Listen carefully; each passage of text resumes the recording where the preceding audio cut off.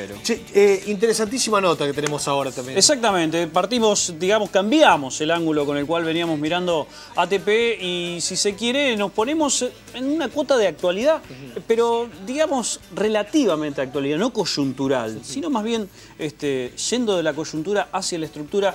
Nuestra primera invitada es Sibila Camps, lo habíamos anunciado al principio de nuestro programa. Sibila es una periodista de una trayectoria intachable, escribió para Clarín, hoy está en su oficio de escritora, ha virado hacia el oficio de escritora, ha cubierto numerosos desastres que han ocurrido en el mundo, entre ellos las inundaciones de Santa Fe. Vino a cubrir las inundaciones de Santa Fe, a escribir para Clarín, y en algún momento también estuvo brindándonos, digo porque fui parte de ese curso, a periodistas santafesinos, un curso sobre cómo se deben cubrir diferentes tipos de catástrofes o desastres en el mundo.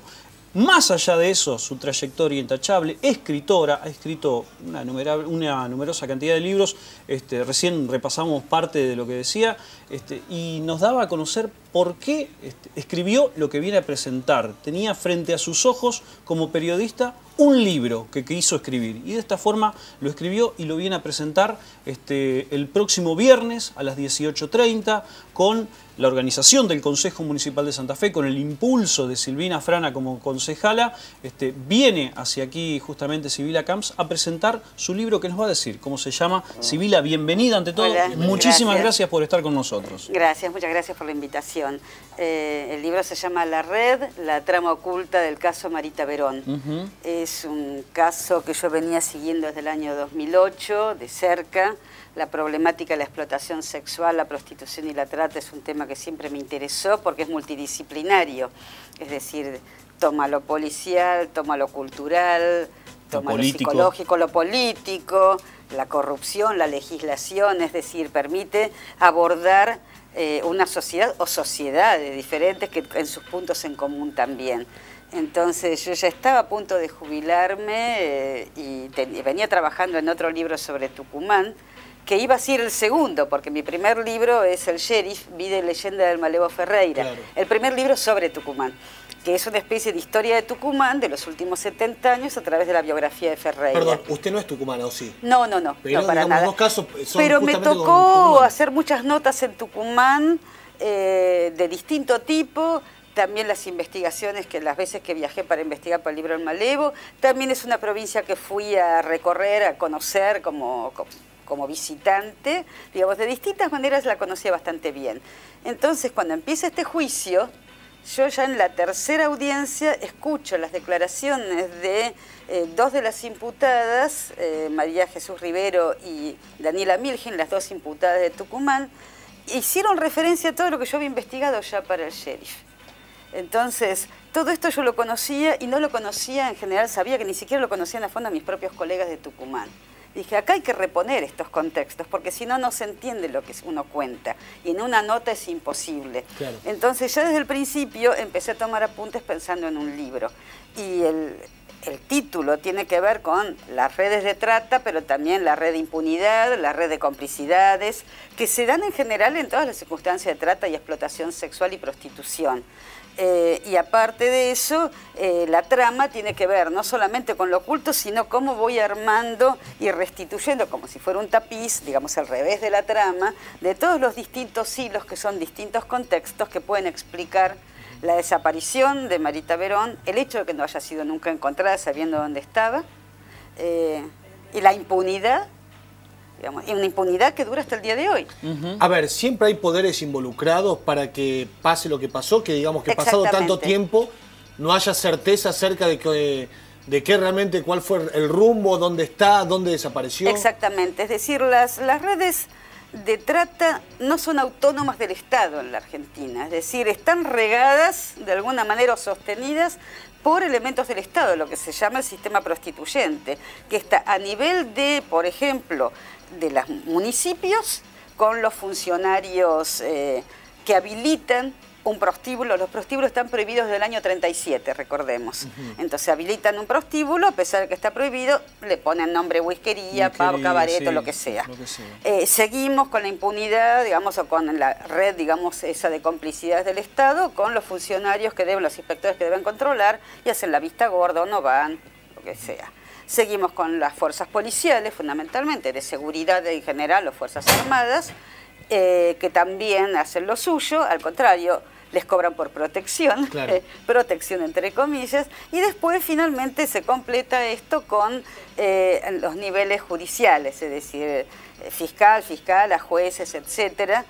Y tenemos un gran integrante de esto, que es el invisibilizado por completo, que es el varón que paga por sexo, es decir, claro, que toma a una mujer como si fuera un objeto sexual. Entonces, todo esto ocurre en todas partes del mundo, pero digamos, no pueden, por lo menos en la Argentina, no son autónomas del Estado. Entonces, en Tucumán fue impresionante ver durante el juicio, escuchar los testimonios, de ver cómo las chicas que habían estado en contacto con Marita, que habían sido también como ellas víctimas, veían los policías que, como decían, se ocupaban con las chicas. Es decir, o los mismos policías. Una de las personas que fueron juzgadas es un ex policía de La Rioja, que se encargaba de trasladar chicas. Pero eso no es que ocurrió allí especialmente.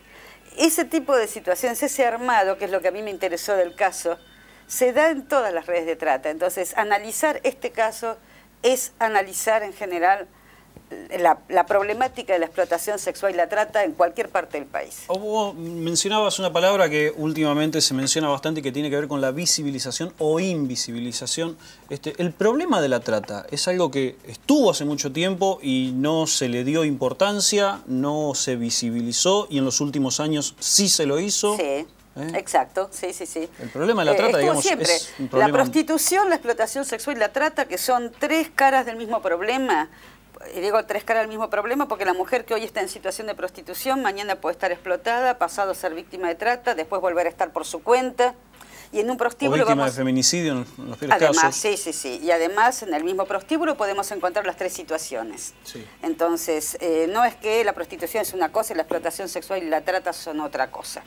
Pero volviendo al tema, tu pregunta, esto ocurrió siempre, es decir, los prostíbulos existen a pesar de que están prohibidos desde el año 37, y esto todos saben dónde con tiene el nombre de Casa de Tolerancia. Casa de Tolerancia o burdel, lupanar, hay un montón de eufemismos además para designarlos, sí. Y sigue habiendo todo eso.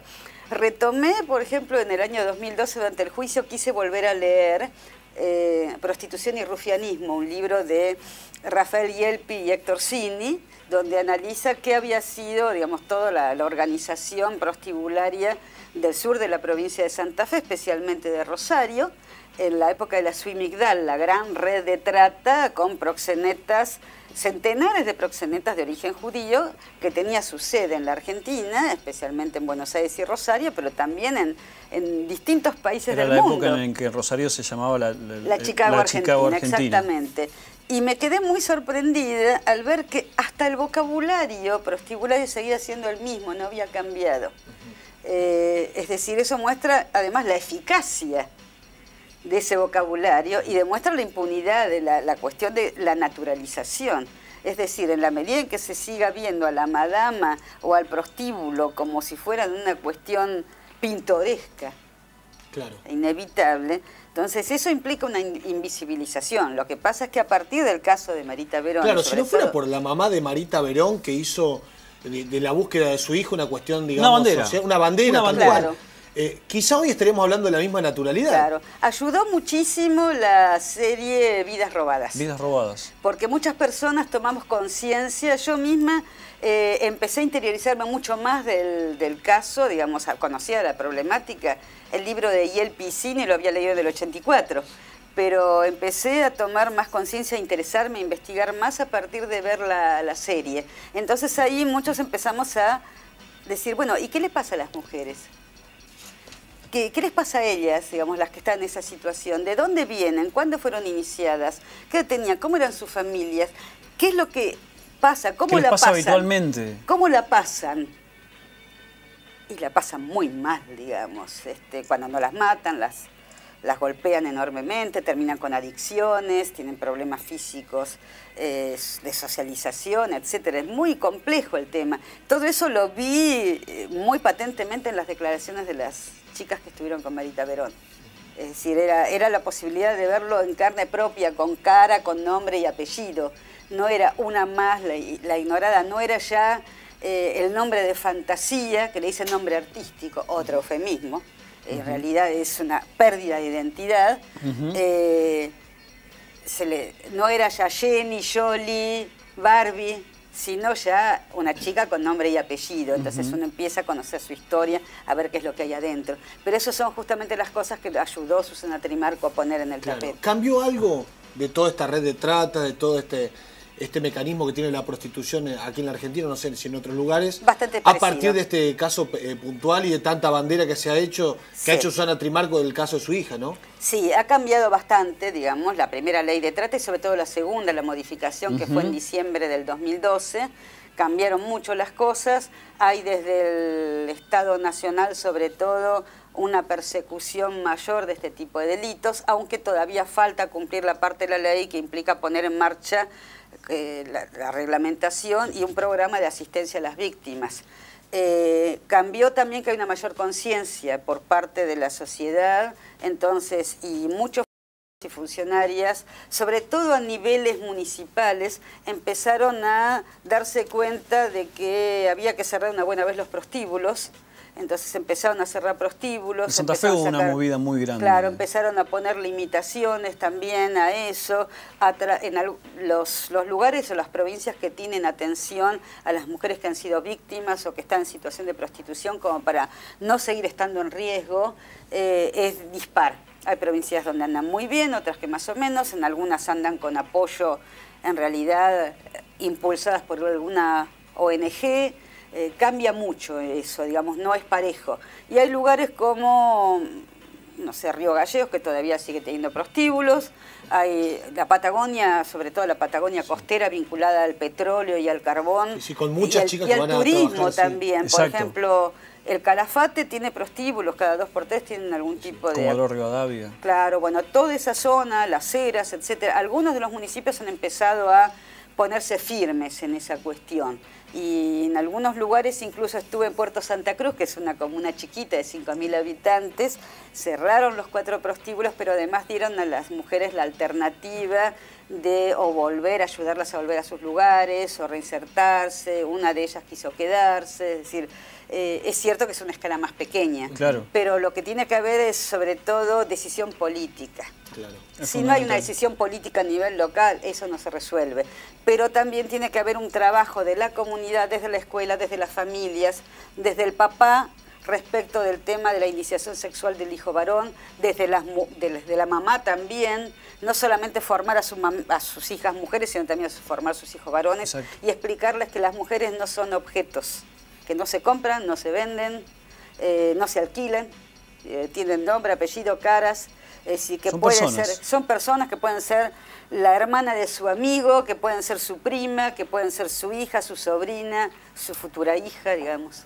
Sibila, ¿tuviste oportunidad de hablar con Susana Trimarco y con la hija de Marita Verón? Sí, sí, por supuesto. Las traté mucho durante el año 2012 que yo estuve allá. Sí, sí, sí, por supuesto que sí. Hablé mucho con Susana, varias veces con Micaela también, que es una chica muy madura, muy lúcida. Alegre también, a pesar de todo. Les duele mucho la ausencia de su madre, pero también traté mucho a su papá, digamos, a quien era el compañero de Marita, David Catalán, que es un muchacho de perfil bajo, pero un excelente muchacho, digamos, excelente persona, muy trabajador, que adora a su hija, que siempre ha estado cerca de ella. Es decir, el hecho de que Susana Trimarco tenga una personalidad muy avasallante y que él tenga un perfil bajo, no quita que él haya estado trabajando, luchando, buscándola también a Marita. Además es muy curioso, sigue enamorado de ella como el primer día, realmente. Reiteramos digamos, la presentación del libro. Mañana, viernes, a las 18, en el Consejo Municipal de Santa Fe, calle Salta, al lado de la municipalidad. Van a poder presenciar esto, abierto al público, la presentación de un libro que realmente se las trae y sobre todo teniendo en cuenta la temática tan en el tapete últimamente y con la prestigiosa presentación de Sibila. Yo quiero agradecer de paso al Consejo Deliberante y la inquietud de la concejala Silvina Frana y sobre todo el que el Consejo se haya hecho eco de esto institucionalmente, porque eso implica que por lo menos para los legisladores y legisladoras esta es una política de Estado a nivel municipal. Pero es una manera de empezar a discutir el tema. Bueno, muchas Sibila, gracias. muchísimas gracias. Bienvenida a Santa Fe.